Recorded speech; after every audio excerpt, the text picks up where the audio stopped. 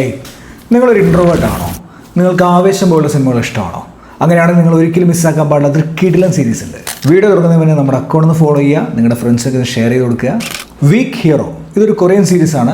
Week hero class 1, weak hero class 2 2 സീസണാണ് ഇപ്പോൾ നെറ്റ്ഫ്ലിക്സിലുണ്ട്.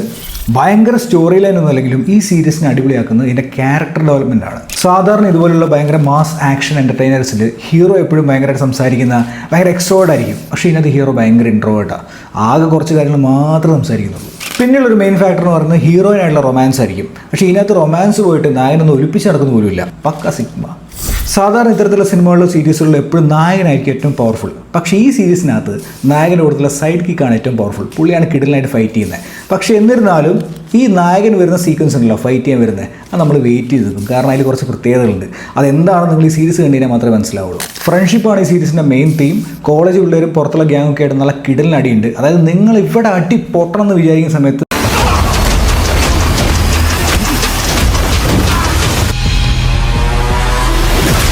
അവിടെ അടി പൊട്ടിയിരിക്കും. ആവേശമൊക്കെ പോലെ ഇരുന്ന് എൻജോയ് ചെയ്ത് കാണാൻ പറ്റിയൊരു സീരീസാണ്. ഞാൻ ആക്ച്വലി ബിഞ്ച് വാച്ചാണ് ചെയ്തത്. സോ നിങ്ങൾക്ക് വീഡിയോ ഇഷ്ടമായെങ്കിൽ ഫോളോ ചെയ്യാൻ മറക്കരുത്. See you in the next video.